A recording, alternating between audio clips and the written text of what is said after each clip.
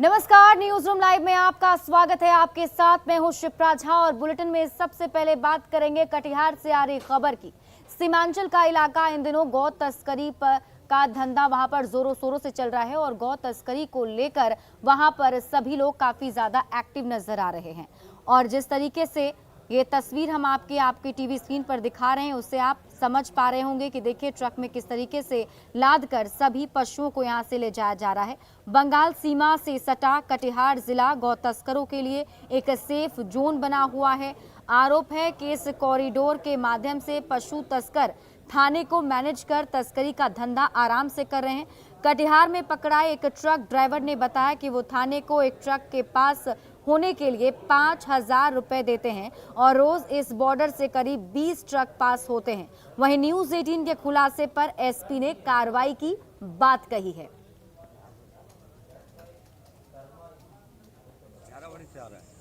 कहाँ लेके जाओगे? गोमेदपुर। क्यों? उधर बिक्री करता है व्यापारी लोग। क्यों? अब क्या है? जबे भी करता है।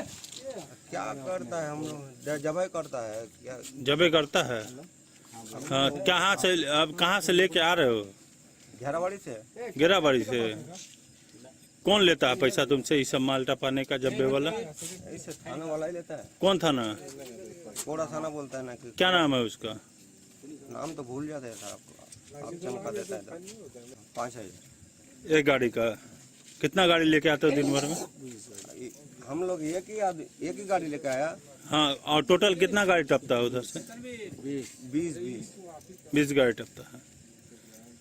सबसे 5-5 हजार रुपये लेता है, यानी एक रोज का 1 लाख रुपए का आमदनी। क्या पैसा देते हैं वो देता है। उसमें कुछ वहाँ पकड़ाया है कल कदवा थाना अंतर्गत। उस पर हम लोग कानूनी कार्रवाई कर रहे हैं। एफआईआर भी रजिस्टर हुआ है और बाकी कुछ उसमें जो है कुछ लोकल लोगों का संलिप्तता आ रहा है और जो भी है उसकी पूरी जांच हम लोग करा रहे हैं। बंगाल बॉर्डर से सटे कटिहार के यह इलाका अक्सर गो तस्करी के लिए जाना जाता रहा है। अब एक बड़ा खुलासा आया है कि रात के अंधेरे में इस इलाके से जो गो तस्करी हो रहा है इसमें स्थानीय लोगों के साथ साथ पुलिस की बड़ी मिलीभगत है। और बंगाल से सटे हुए जो कटिहार के सीमा है उसमें हर थाने में गाड़ी पर रेट फिक्स है। जो तस्कर कैमरे के सामने आए हैं वो कहते हैं कि हर गाड़ी में रेट फिक्स है और इसके अनुसार तय रेट देने पर पुलिस थाने के जो कर्मी हैं वही ये गाड़ी को पास करवाते। सुब्रत, न्यूज़ 18 कटिहार। और भागलपुर के कहलगांव से पथ निर्माण विभाग के पोल खोलती तस्वीर सामने आई है जिसमें एक एनएच पर गड्ढा बन गया है और गड्ढे में लोग जो हैं वो मछली मारते हुए नजर आ रहे हैं। एनएच 80 का ये नज़ारा है। आप देखिए इस एनएच पर इतना बड़ा गड्ढा बना हुआ है जिस वजह से यहाँ आए दिन दुर्घटनाएं होती रहती हैं। और इसी बीच एक मछली लदी गाड़ी इस गड्ढे में पलट गई जिसके बाद स्थानीय लोग मछली लूटने के लिए वहां पर टूट पड़े। ऐसी तस्वीर कोई पहली बार नहीं सामने आई है, इससे पहले भी आती रही है, लेकिन स्थानीय प्रशासन इस हाईवे को दुरुस्त करने के लिए कोई कदम नहीं उठा रहा है। हैरानी की बात तो यह है कि तस्वीर जिस जगह की है वहीं से कुछ ही दूरी पर स्थानीय जेडीयू सांसद का पैतृक घर है और ये NH 80 का वो नज़ारा हम आपको दिखा रहे हैं। देखिए यहाँ से एक एक करके कई सारे भारी वाहन जो हैं वो पास करते हैं, लेकिन जो गड्ढा है उस वजह से वो वाहन वहाँ पलट जाते हैं और यहाँ पर मछली लदी एक गाड़ी पलट गई जिसके बाद लोग मछली मारने के लिए उमड़ पड़े।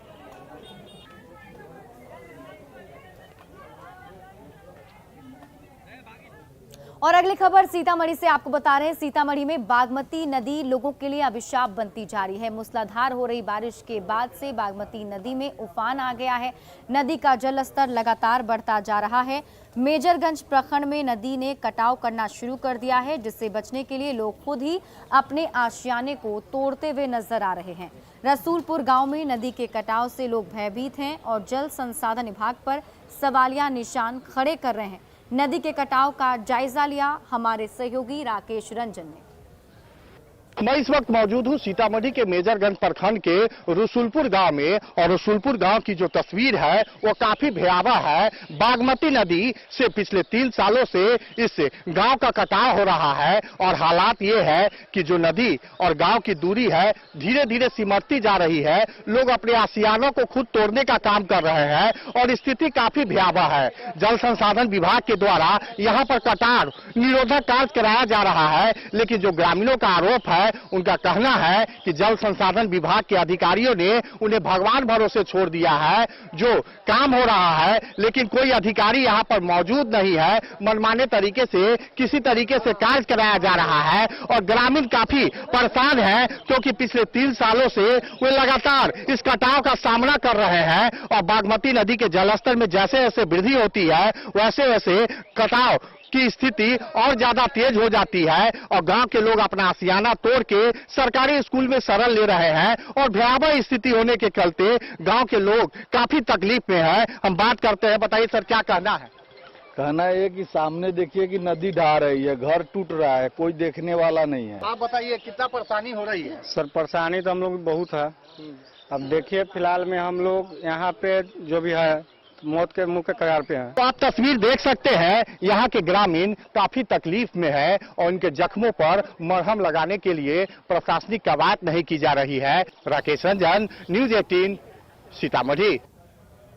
और गोपालगंज से एक हैरान करने वाली खबर सामने आई है। यहाँ सिधवलिया चीनी मिल में एक महिला को उसके बेटे के साथ बंधक बनाकर रखा गया, और इसका खुलासा तब हुआ जब इससे रिलेटेड एक वीडियो वायरल हो रहा है। और इस वायरल वीडियो में सुनीता गुप्ता नाम की महिला चीनी मिल के उप प्रबंधक आशीष खन्ना पर बेटे के साथ कमरे में बंधक बनाने का आरोप लगा रही हैं। महिला का आरोप है कि उसके पति चीनी मिल में काम करते थे और ड्यूटी के दौरान ही उनकी मौत हो गई थी।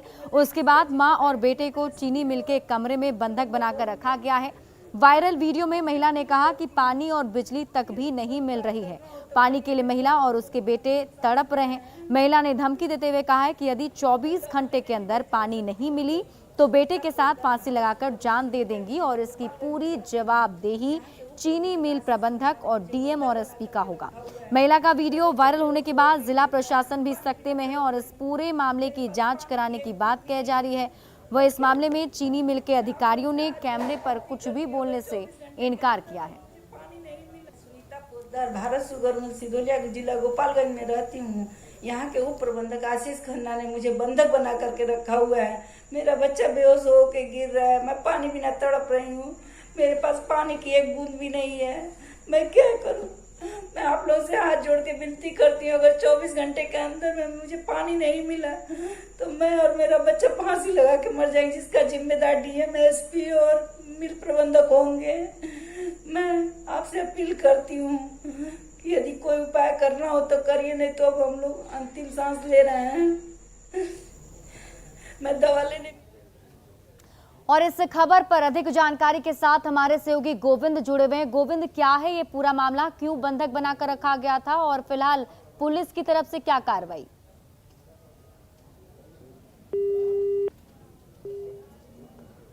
तो लगता है गोविंद से संपर्क नहीं हो पा रहा है, उनसे संपर्क साधने की कोशिश करेंगे, जानेंगे कि आखिर किस वजह से महिला और उसके बेटे को बंधक बनाकर रखा गया है।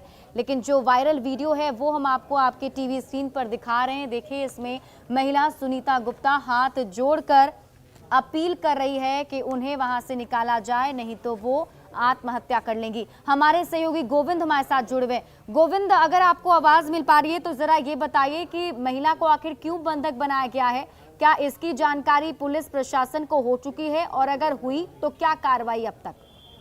देखिए, ये महिला जो है चीनी मिल में पिछले कई दिनों से रहती है, और चीनी मिल के क्वार्टर में ही रह रही थी। लेकिन एक वीडियो महिला ने सोशल मीडिया पर वायरल किया है, और ये आरोप लगाया है कि चीनी मिल के जो प्रबंधक हैं उनके द्वारा पानी और बिजली की सप्लाई बंद कर दी गई है और बंधक बनाया गया। यदि पानी 24 घंटे के अंदर नहीं मिली तो वह महिला जो है अपने बच्चे के साथ उस कमरे में ही सुसाइड कर लेगी, और इसकी पूरी जवाबदेही चीनी मिल प्रबंधक और गोपालगंज के जो प्रशासन है उनकी होगी।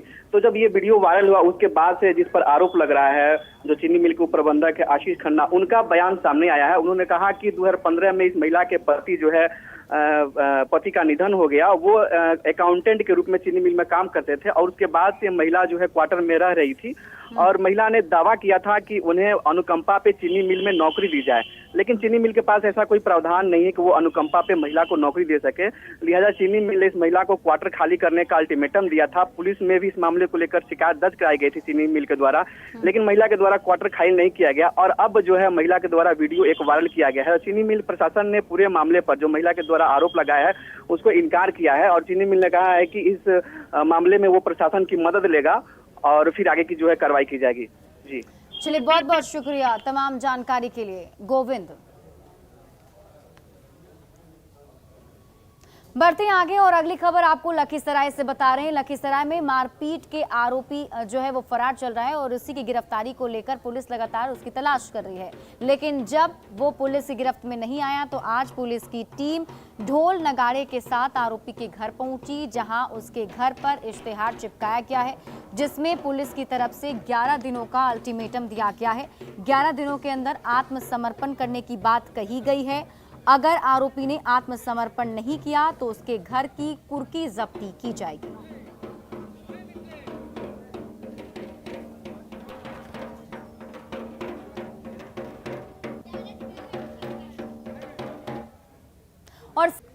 और किशनगंज में न्यूज 18 की खबर का असर हुआ है। किशनगंज में लगातार नदी के कटाव से लोग परेशान थे और इसकी खबर प्रमुखता से न्यूज 18 ने दिखाई, जिस पर अब असर हो गया है, जिसके लिए अब जिला प्रशासन ने इस पर कार्रवाई भी शुरू कर दी है। जिला प्रशासन की टीम अब कटाव निरोधी काम में जुट गई है जिससे कि लोगों को राहत पहुंचाई जा सके।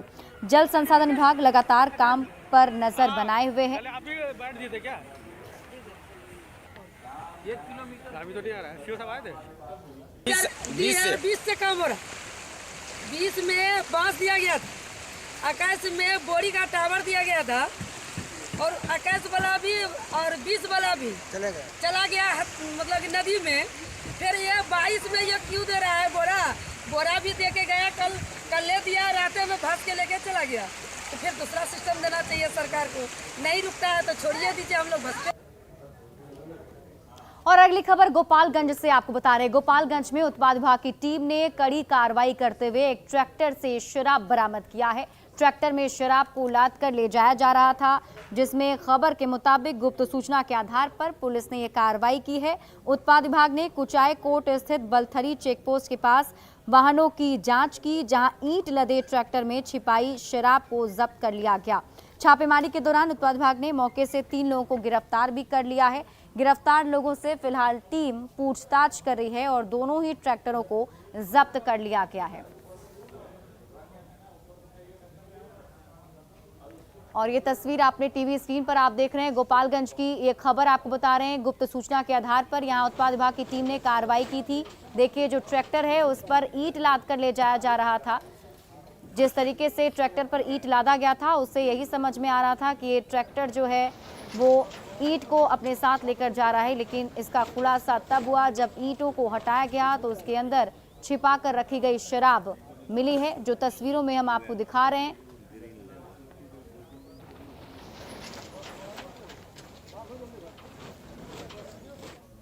तो अग्निपथ हंगामे के बाद से अब ट्रेनों का परिचालन धीरे धीरे शुरू किया जा रहा है। एक एक करके सभी ट्रेनों को चलाने की तैयारी रेलवे की तरफ से की जा रही है, क्योंकि अग्निपथ प्रदर्शन के दौरान सबसे ज्यादा हंगामा रेलवे स्टेशन पर ही देखने को मिला था, जिस वजह से एहतियातन कई सारी ट्रेनों को रद्द कर दिया गया था।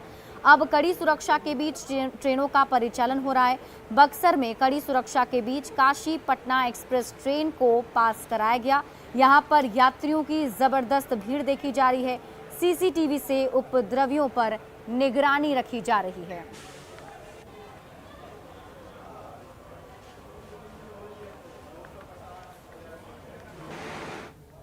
अगली खबर बाढ़ से है, जहां मनरेगा के तहत यहां लोगों को रोजगार दिया जा रहा है और रोजगार पाकर जो लोग हैं वो काफी ज्यादा खुश नजर आ रहे हैं। इसी के साथ बाढ़ में मनरेगा के तहत हर एक लोगों को तक पहुंचने की कोशिश की जा रही है ताकि उन्हें रोजगार से जोड़ा जाए। बाढ़ के कारण राणा बिघा पंचायत में 5,17,000 की लागत से छठ घाट की उड़ाही का काम यहां चल रहा है, जिसमें स्थानीय मजदूरों को लगाया गया है। पहले मजदूर दूसरे प्रदेश में काम करते थे, लेकिन अब अपने ही गांव में काम कर रहे हैं, जिससे उनकी खुशी का ठिकाना नहीं है। अभी हम खड़े हैं बाढ़ प्रखंड के राणा बिघा पंचायत में, जहाँ आप मेरे पीछे देख सकते हैं तालाब बुढ़ाई का कार्य चल रहा है। जितने भी लेबर काम कर रहे हैं वो राणा बिघा पंचायत के बताए जा रहे हैं, और ये सब जो काम कर रहे हैं उनसे बात कराते हैं आपको कि ग्रामीण रोजगार गारंटी योजना से इनको क्या फ़ायदा है, और जो बाहर थे वो अब बाहर जाना चाहते हैं या नहीं जाना चाहते हैं। क्या नाम हुआ? राजा कुमार। राजा, ये बताओ तुम कहाँ से आए हो? मैं अभी तमिलनाडु से आए हैं। तमिलनाडु में क्या करते थे? और काम लेंथ मशीन चलाते थे। अब यहाँ क्या कर रहे हो? यहाँ सरकार काम दिया तो कर रहे हैं। काम कर देगा तो नहीं जाएंगे बाहर। काम देगा तो नहीं जाएंगे? नहीं जाएंगे। और काम नहीं मिलेगा तो बाहर जाएंगे? तो इस काम से खुश हो ना? खुश तो है, काम मिल गया है। चलिए, राजा बता रहे तमिलनाडु लौट के नहीं जाएगा। एक और व्यक्ति है, इनसे पूछते हैं। क्या नाम हुआ भैया आपका? कारू माही जी, बताइए कि ग्रामीण रोजगार गारंटी योजना मनरेगा, इससे क्या फायदा हो रहा है? बहुत फायदा है सर। रोजगार मिल रहा है, बाल बच्चा को पाल रहे हैं कमा के। बहुत अच्छा बात है, अपना गाँव में मिल रहा है रोजगार। अपने गाँव में? हाँ सर। यानी कि अपने गांव में ही जब 2 रुपए और 2 टाइम की रोटी मिलेगी तो बाहर क्यों जाए? अनिरुद्ध, न्यूज़ 18 बाढ़। और मॉनसून की वजह से मूसलाधार बारिश होने के साथ ही नवादा सदर अस्पताल जलमग्न हो चुका है। खास तौर पर नवादा सदर अस्पताल के अंदर चल रहा किचन पूरी तरह से जलमग्न हो गया है। तस्वीरें हम आपको नवादा सदर अस्पताल के किचन की दिखा रहे हैं, जहां पर जीविका दीदियां एक वक्त पर खाना बनाया करती थी, लेकिन आज बारिश हो जाने के बाद, पानी घुस जाने के बाद वहां पर काफ़ी ज़्यादा दिक्कतें हो रही हैं, जिसके कारण किचन में काम करने वाले लोगों को परेशानी का सामना करना पड़ रहा है। जल जमाव की वजह से मरीजों को सही समय पर खाना भी नहीं मिल पा रहा है। जीविका रसोई में खाना बनाने का काम भी अब ठप हो चुका है। मौके का जायजा लिया हमारे सहयोगी अनिल विशाल ने। मानसून की पहली बारिश और कई जगह जल जमाव की स्थिति, और इससे शहर का कई इलाका पूरी तरह से जलमग्न हो गया है, तो इससे सदर अस्पताल का हिस्सा भी इससे अछूता नहीं है। इस वक्त हम तस्वीर आपको नवादा सदर अस्पताल की दिखा रहे हैं, जहां की आप देख सकते हैं कि किस प्रकार से जीविका रसोई जो सदर अस्पताल में संचालित है वो पूरी तरह से जलमग्न हो गई है, और पानी के आ जाने से आज शाम में जो रसोई जो है वो पूरी तरह बंद कर दी गई है। हालांकि अभी पानी में थोड़ा स्तर नीचे जरूर गिरा है, मगर बारिश होते ही पूरा रसोई जो है पूरी तरह से जलमग्न हो गया। आप देख सकते हैं खाना बनाने की तैयारी चल रही थी, मगर पानी के कारण जो है वो खाना बन नहीं पाया, और मजबूरी में यहाँ जो पेशेंट जो भर्ती थे उन्हें केवल दूध और ब्रेड देकर, अंडा देकर यहाँ से आज दिया गया। मगर इस दौरान जो तस्वीर हम आपको दिखा रहे हैं वो आप देख सकते हैं कि किस प्रकार से पूरा जीविका दीदी का जो रसोई है वो पूरी तरह से जलमग्न हो गया है, और इसका एक एक हिस्सा जो है वो पूरी तरह से पानी से भर गया है। यह अस्पताल का निचला हिस्सा है, इसलिए यहाँ वाटर लॉगिंग की समस्या हर साल होती है। बावजूद इस स्थान पर जीविका रसोई बनाई गई, और नतीजा इस बार सबके सामने है। यहाँ पे जीविका दीदी रसोई जो काम करती है उनसे हम बात करते हैं। बताइए क्या कुछ समस्या हो रही है आप लोग को? यही समस्या हुआ कि पानी पड़ने के वजह से मेरा रसोईया डूब गई है। बाहर से पानी आ रहा है और उन्हें पानी पूरा कंटीन में भर गया है। हम लोग बहुत प्रयास किए कि मरीज के खाना बना कर दें, बाकी कैसे दें, ढेर मनी पानी हो गया था। अच्छा। इसीलिए हम लोग खाना नहीं दे पाए। दूध दिए हैं और ब्रेड दिए हैं, अंडा दिए हैं, डीएसएल के आदेश के कारण से। अब देखना होगा सदर अस्पताल प्रबंधन कब पे इस पे एक्शन लेता है, और जो पानी जमने की जो समस्या है उसे कब तक पूरा कर लिया जाता है। अनिल विशाल, न्यूज़ 18 नवादा। और भगवान जगन्नाथ मेले की अनुमति मिलने के बाद अब राजधानी रांची में काफ़ी ज़्यादा खुशी है। खास तौर पर उत्साह उन दुकानदारों के बीच ज़्यादा है जो बेसब्री से इस फैसले का इंतजार कर रहे थे। न्यूज़ 18 की रिपोर्ट देखिए।